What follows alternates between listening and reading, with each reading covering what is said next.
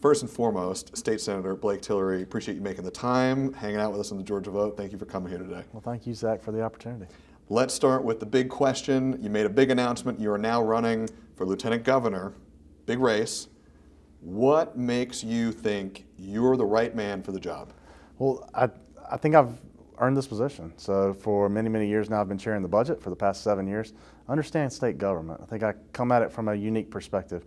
As a father of two, a foster father of two more, me and Ashley Nicole want our kids to be raised on the same faith in God and Georgia values that we were raised on. I think that's what most Georgians want.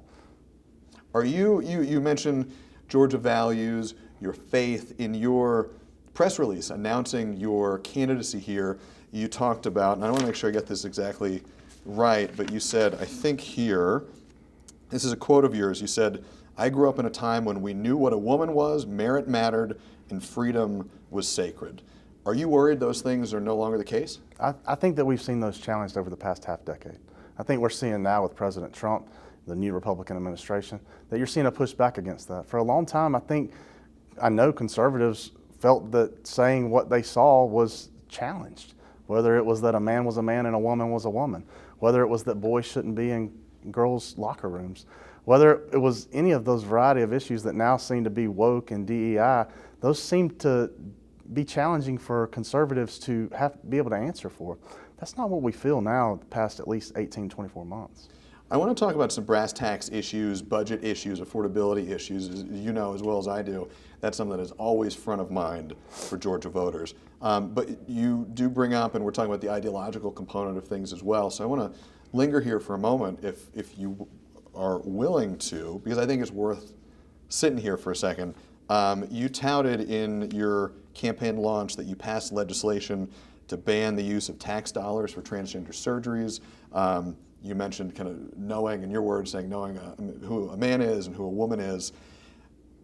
Transgender rights, transgender access, transgender people have been at the center of the political conversation in our state for some time now. How many transgender kids are playing high school and college sports in Georgia? Right. Well, I don't think it's a question about how many. It's a question about whether or not we think that that viewpoint is appropriate to push down the throats of children. And I know, at least in the Georgia that I was raised in, I think that conservative values, folks understanding right from wrong, that a boy is a boy, that a girl is a girl, to be able to say that is not necessarily, should not be controversial. And for many, many years, I think conservatives felt that the national push was that if they said what they saw in front of their faces, that they were somehow the minority. To say that the king was not wearing any clothes, the emperor wasn't wearing any clothes, was somehow controversial or put them in the minority. I don't feel that folks feel that way anymore because folks have finally stood up. What would you say perhaps to a parent of a young person who is transgender, they're struggling and they hear conversations like this and maybe they feel like their kid's being singled out by somebody who's pretty powerful? First of all, I don't know that I'm very powerful, but I appreciate that comment, Zach. I do think, though, that I side with the majority of folks who are just trying to use common sense in these things. They're saying, hey, listen, the values that I was raised on, that I grew up with, don't change just because of the political winds. I'm not a politician that has to wet their finger and put it up in the wind to figure out what's right and what's wrong. I think that probably differentiates me from my opponents as well. And I'm glad you bring that up because there is a big field of Republicans running for the job that you're running for as well. I want to ask you one last question on this topic, though. A lot of the conversation about trans kids focuses on kids, sports, high school sports, middle school sports, locker rooms, college athletics. But I do want to make sure we broaden it out a bit so we have an answer from you on the record here. Do you support the rights of transgender people as adults? Let's back up. I think what you're doing is conflating two issues here. My position has been state taxpayer dollars should not be used to pay for transgender surgeries. And I still, regardless of if they're adults or children, do not think that state taxpayer dollars should go to that. If people want to use their own individual dollars for whatever surgeries they want to seek, that's fine. But if I, with private health insurance, or you with private health insurance, can't get your private health insurer to cover a procedure, why should the state have to cover that same procedure with taxpayer dollars? Especially when that person who's seeking a transgender surgery, we find them in our correction system. And I'm glad you said that. I don't think I'm conflating, but that's why we always ask these questions, because Yeah. we want to tease it out. It's a complicated time in Georgia politics and American politics. So this is why we have these conversations. I appreciate you kind of getting into the details with us here. Let's shift gears, though, to one thing we were just mentioning here. You alluded to it. I brought it up as well. Big field of candidates running for lieutenant governor. There are 3 Republican state senators running for lieutenant governor and a Republican state representative. And there's a Democratic state senator running for lieutenant governor as well. You've got 4 state senators running for lieutenant governor, and you'll have to legislate in the upcoming session, too. How do you make that work? Well, I think that's the sign of a healthy democracy. People are going to get to choose from a variety of ideas. They're not going to have a 1 or 2, 0 or 1 choice. There's going to be a plethora of ideas to choose from. What makes you stand out from your opponents? I've risen to a position that's powerful in the legislature, the appropriations chair. Clearly a top 10 position. Arguably on the week of budget week, it's a top 5 position. But even though I've been able to rise to that position through the respect and admiration, I guess, of my colleagues, none of them are ever going to accuse me of being a mouthpiece for the establishment. When you say mouthpiece of the establishment, that's a loaded phrase there. What are you referring to? So the Republican Party's not always right. And there have been times, let me give you an example. This year in the legislative session, we dealt with the issue of debanking. It's a sort of nuanced issue. And what it actually talks about is banks have tried to silence voices at times by closing accounts of entities or individuals who they disagree with. Maybe they disagree with their speech, maybe they disagree with what that company does. In instances here in Georgia, those companies made firearms. We saw a Georgia firearm manufacturer get debanked, had their bank accounts closed twice, not once, but twice. What manufacturer was that? It was Daniel Defense. They're a manufacturer down in Savannah. We also saw folks down in Southwest Georgia who simply went to a political rally, then had their bank cards cut off.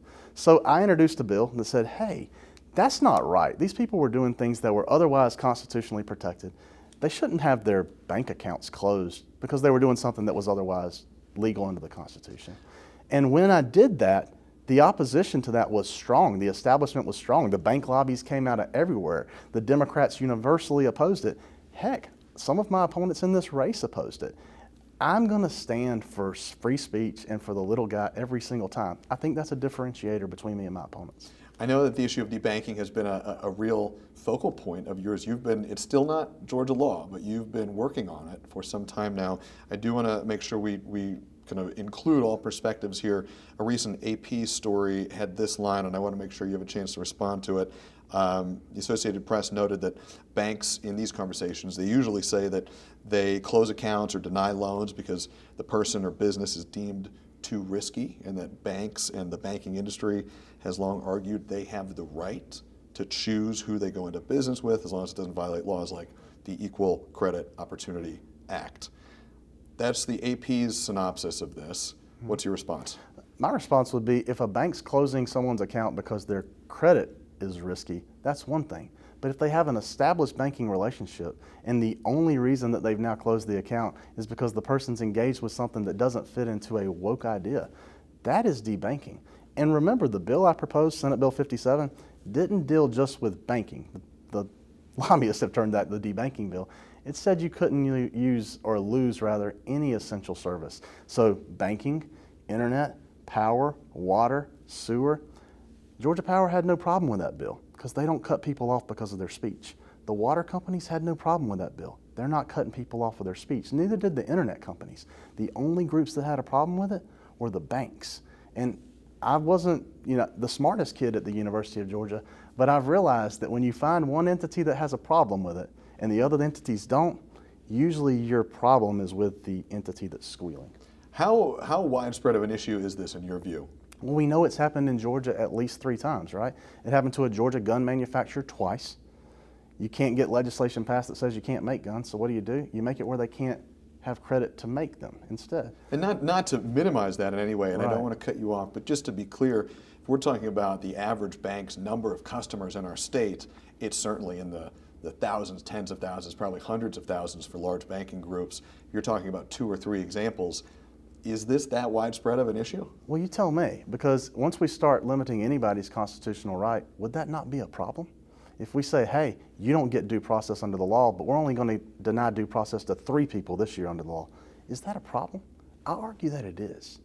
And we also weren't going after small community banks with that bill. As it turns out, we don't see the problem of debanking with our smaller community banks. So there was a threshold that was set into the bill. I believe it was $5 billion of assets. If you were a bank below $5 billion, this wasn't even going to apply to you because you're usually only seeing it at the larger end. Why do you think the bill hasn't become law yet? Didn't pass the General Assembly. Why not? I think that the establishment opposed the bill, that the bank lobby is strong, and when you're fighting for the little guy, sometimes it takes a couple of years to bring enough attention to the issue so that it will pass. I always ask a candidate in these interviews this question. We've covered a lot of topics, but I think, and correct me if I'm wrong, because you're the candidate and I certainly am not, but there are always lots of issues that motivate somebody to get into a race like this, but most folks have one core driving idea or ideal or topic that really gets them to the point where they say, I'm all in here. So I want to ask this to you. What is the biggest issue facing Georgia right now? I think it is affordability. And that's why I'm working so hard to eliminate Georgia's income tax. Families are feeling the pinch at the pump. They're feeling the pinch at the grocery store. We've been doing things in the budget to help the pinch they feel with childcare if they're a working family. And if we can eliminate Georgia's income tax, we can immediately supply those Georgia families with a slightly larger than 5% raise overnight. So why is that something we're not looking at doing? Other states around us are doing it. If they're doing it, we should be looking at doing it too. I'm glad you bring that up. I want to make sure I ask you this question directly because you have promised to eliminate the state income tax. There is work being done now. I know there's a Senate study committee happening that you are leading. Correct. So you have a pretty close eye on this. As you know, and I say this because, in case our viewers might not, but as you know, Georgia must pass every year a balanced budget. If you get rid of the state income tax, how do you balance the budget? Yeah, Georgia's income tax makes up roughly $16.2 billion of Georgia income, roughly 40 to 50% of our total state revenues. But you've seen that other states around us have been able to eliminate their state income tax. Florida and Tennessee have long been without a state income tax. North Carolina and South Carolina are rapidly approaching zero. And this isn't just a red state issue. Remember, Washington and New Hampshire also have zero income tax. So it's not a red-blue issue. It's not a Republican-conservative issue. It's really an affordability issue. And we owe our citizens the responsibility of a government to try to return as much money to them as we can, or just not take it in the first place. Specifically, though, how do you do that? So I think there's many things that can be done to do this. You've got 9 states that have already done it. So again, we've got a cafe of items to choose from. It's not going to be, you don't have to pick one or the other. The mechanics, I do think, are up for debate. I know they're up for debate, and that's why Lieutenant Governor Jones has appointed this committee and thankfully appointed me the chair to do so. You talk about a cafe of items. Let's go to that cafe. What are the ones that are standing out to you as options to make this math work? Yeah, well, let's look at what other states have done. Folks immediately look at Florida. They say, hey, Florida did this because of tourism. But that doesn't explain how Tennessee did it. It clearly doesn't explain how New Hampshire did it. New Hampshire and Florida both have a slightly higher sales tax than Georgia. Is that a way we'll look? It's not necessarily the first place I want to go, but it's a place that I think some of the committee members may be looking at. We've also taken our tax code and carved it up quite into, somebody said at the last committee meeting, into Swiss cheese.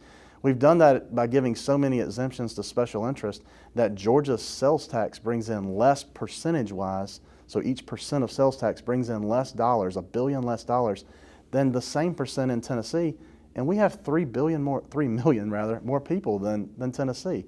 So if we can take a look at not giving special interest tax credits to everyone who can hire a lobbyist at the Capitol, we're going to be able to give that reduction instead to all the folks who can't afford a lobbyist at the Capitol.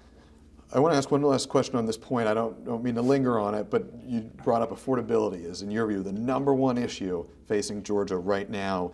To somebody who may be hearing this conversation and thinking, if the income tax is cut, is my property tax going to go up? Is my sales tax going to go up? Are you prepared right now to promise Georgians that if the income tax is eliminated, other taxes they face will not be increased? I'm prepared to say that Georgia doesn't charge a property tax right now. The local governments do. We've not charged a property tax in 10 years. As the chair, I will not support any bill that raises property taxes, gas taxes, puts a tax on groceries in Georgia. How about a sales tax? A sales tax, I do think there's some consideration in if you're going to say the elimination of sales tax exemptions would be a new sales tax. Remember, right now, we exempt sales tax on lottery tickets. We exempt sales tax on yachts. Why are we doing that? How does that help the average Metro Georgia family afford childcare, groceries, gas? It doesn't. Sounds like some work still to be done to hammer out this plan. Oh, there's $20 billion in special interest credits. The $20 billion in special interest credits exceed the amount that we charge in income tax. So you could do a repeal and replace. I don't think that that's necessarily going to be the move. There are some credits that we probably do need to support and keep. But if you're looking for the easy move, that's the easy move. I don't think that this committee is looking for the easiest answer. We're looking for the answer that makes sure we're also funding Georgia's core priorities of education, healthcare, public safety, those items, infrastructure. We've covered a lot of ground here, Senator. I appreciate your time. We always like to end with this.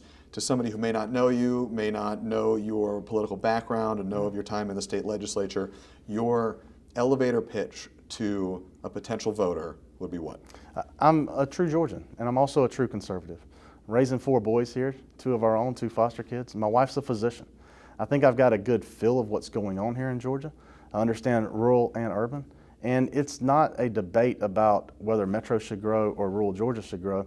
The issues that we're appealing to, reducing the state income tax, making sure that the law of the land's applied equally, and making sure that families feel safe in their home are issues that I think apply inside and outside the perimeter. I think it's a good place to end it. Senator, thank you very much. Thank you.